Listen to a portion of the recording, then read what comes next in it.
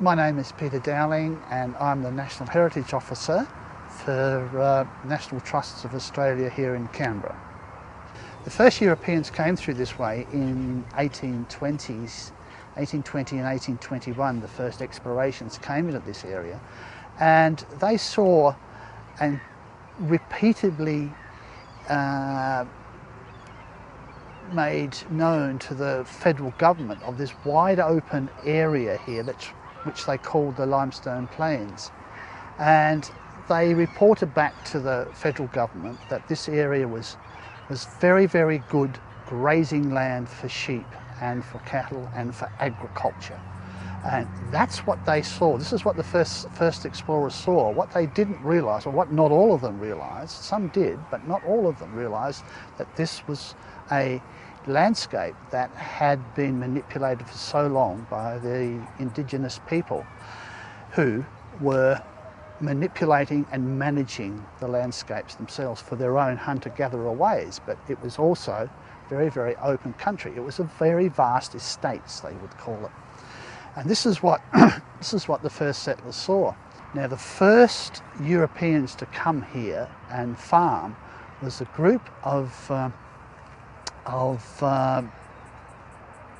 convicts and a small group of freemen who were overseeing the convicts, and they were in the employment of Joshua John Moore, who was the part of the Advocate General's Department in Sydney, and he had been given the right to take up land, and he chose this area from the reports that these first explorers sent back to the Commonwealth Government in Sydney. So Joshua John Moore sent these men and a group of sheep, or flock of sheep, and they came to this area and they set up a small occupation, a small house up in Acton Peninsula, which is right behind me here now, where you see where the museum is. That's where they first set up their homestead. And they began to farm this area where we're sitting in, and all this area behind me where the lake is, which was then a river. This is the first farm area, and that extended all the way through the university and where the centre of Canberra is now. And that was the first farm. So we have now the Europeans farming here in a landscape that was created for them by the Aboriginal people. Very soon after Joshua John Moore's men were here,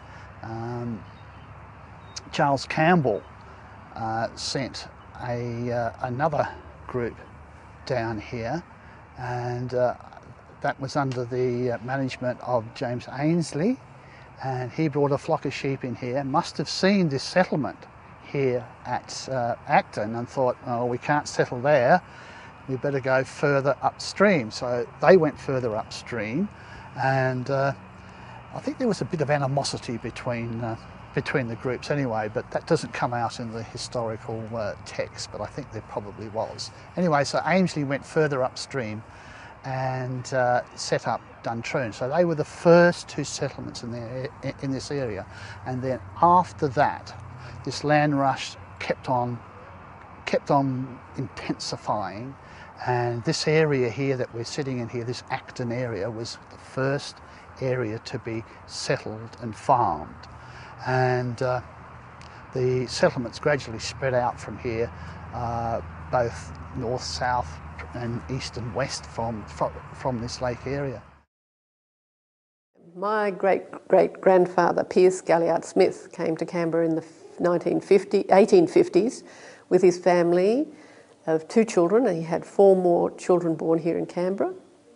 And he was the rector of St John's Church at Reed for 51 years, and he lived in Acton, lived in Acton House on the Acton Peninsula until Glebe House was built in Glebe Park.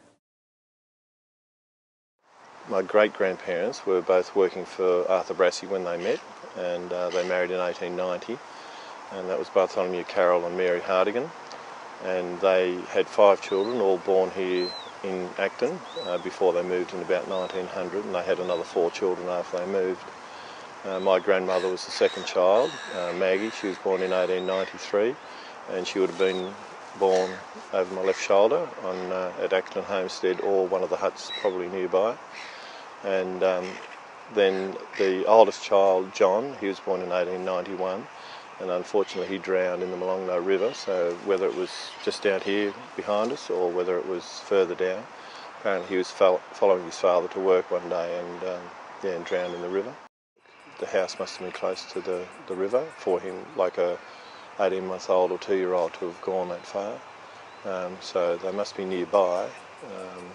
So whether their shack was like at the bottom of the lake there behind us, or whether it was further up the hill, but I wouldn't imagine that it'd be any further away than, like the outskirts of the ANU or something like that. And given the high ground as well, it probably was up on the ridge there behind the Arthur Brassey's homestead. There was Acton House, which has another interest as far as my family is concerned, and it was subsequently occupied by the surveyors, and became I think it turned into a post office, and so it had a whole number of uses before it was demolished to enable a new hospital to be built. The reason why I have an interest in it is that my grandmother came to Australia as a companion to Mrs. Arthur Brassey. I'm sure others have mentioned the Brasseys. And she was, when they arrived in Canberra, they moved into Acton House. And it was, of course, only at that stage, the Cave family were at Clensendorf. But it was only a short distance between the two, and my grandfather took a shine to her, and subsequently they actually eloped, which is what her grandmother had done in Britain many years earlier.